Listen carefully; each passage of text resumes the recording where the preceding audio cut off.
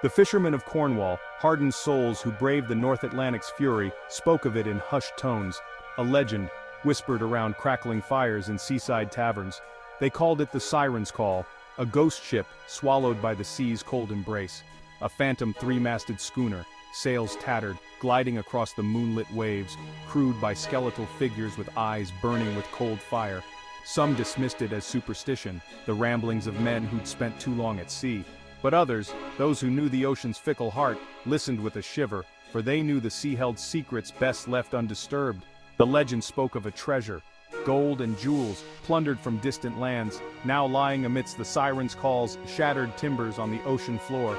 A siren song of riches, tempting the greedy and the foolish to their doom.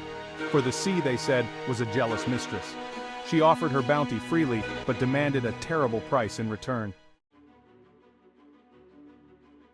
The Siren's Call was no phantom, not at first. She was a ship of oak and canvas, as real as the salt spray on her decks. She set sail from Falmouth Harbor on a crisp spring morning, her hold laden with trade goods bound for the Indies. Captain Elias Thorne, a man of ambition and iron will, stood at the helm, his eyes fixed on the horizon. He sought more than just profit on this voyage. He sought glory, his name etched in the annals of maritime history. But fate, it seemed, had other plans. A storm, sudden and savage, descended upon the Siren's Call as she navigated the treacherous waters off the coast of Brittany. The sky turned a bruised purple, the wind howling like a banshee. Waves, towering and foam-crested, crashed over the deck, splintering masts and tearing at the sails. The crew fought bravely, but the storm's fury was relentless. One by one they were swept away, their cries swallowed by the roaring sea. Decades later, the legend of the Siren's Call drew a different breed of seafarer to those restless waters. Not grizzled sailors seeking trade routes, but adventurers and treasure hunters, their eyes gleaming with avarice. Among them was Mark Dubois, a man driven by a thirst for both wealth and recognition. A renowned deep-sea explorer, he had assembled a small, hand-picked team, each member an expert in their field. There was Sophia, a marine archaeologist with a passion for uncovering the secrets of the deep. Liam, a burly salvage expert, his hands calloused from years of wrestling with sunken treasures.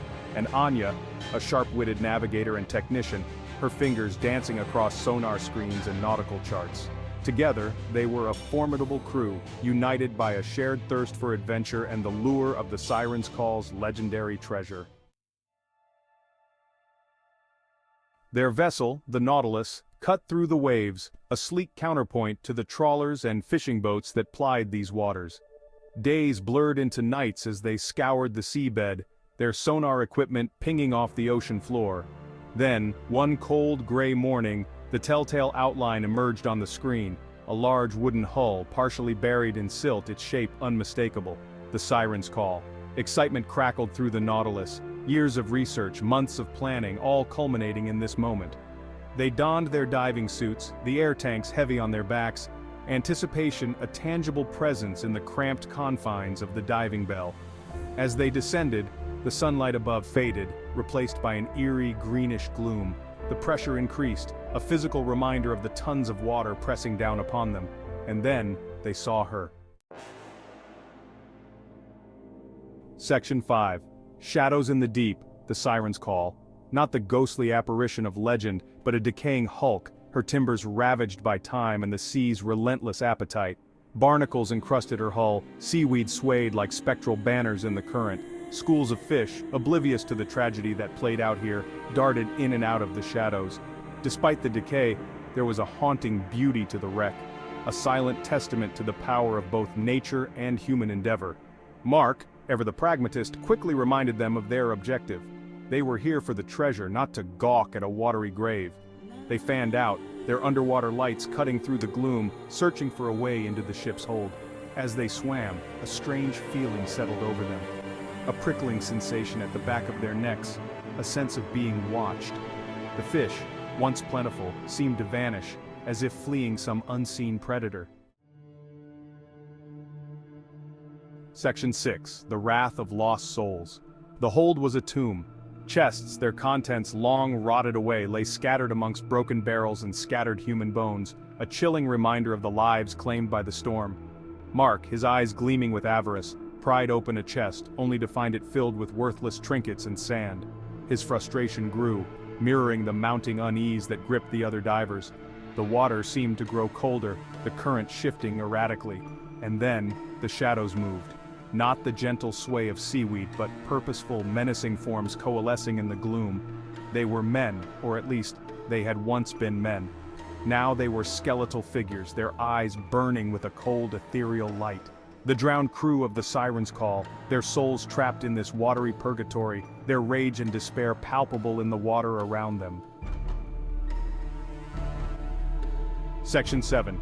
A desperate fight for survival. Panic threatened to overwhelm them. They were out of their depth, both literally and figuratively. This wasn't just a salvage operation, it was a fight for their lives. Mark, his greed momentarily forgotten, barked orders trying to regain control. They had to reach the diving bell, their only lifeline to the surface.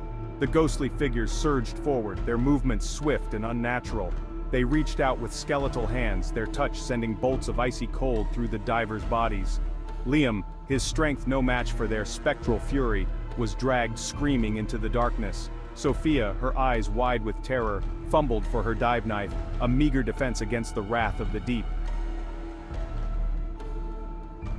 Section 8. The depths claim their due. Anya, her training kicking in, managed to activate a flare, its bright light momentarily holding the figures at bay. The diving bell was in sight, a beacon of hope in the encroaching darkness. Mark, his face a mask of fear, grabbed Sophia's arm, pulling her along. They swam with a desperate urgency, the water churning around them as the ghostly figures closed in. They reached the bell, the metal cold and reassuring beneath their trembling fingers. Mark pushed Sophia inside, urging her to ascend. "Go, I'll hold them off!" he shouted, his voice distorted by the water and the panic rising in his throat. He knew it was a futile gesture, but he couldn't leave her to face this alone. Section 9. Forever lost in the blue embrace. As the diving bell rose, Sophia watched in horror as the ghostly figures swarmed Mark. They pulled him down deeper into the wreck, his screams fading into muffled gurgles. The light from the flare died, plunging the depths back into an eerie silence. All that remained were the shadows and the chilling certainty that Mark, consumed by his greed, had paid the ultimate price. The Nautilus, a tiny island of light and warmth in the vast, unforgiving ocean, seemed an eternity away. Sophia huddled in the diving bell, her body racked with sobs. The image of Mark's demise seared into her mind. She had glimpsed the abyss, felt the icy breath of the deep, and it had left an indelible mark on her soul. Section 10. A Sole Survivor's Tale. They pulled her from the diving bell, her skin clammy and cold, her eyes wide and haunted. She babbled incoherently at first, her words a jumbled mix of terror and remorse. They gave her sedatives, wrapped her in blankets, and waited for the shock to wear off.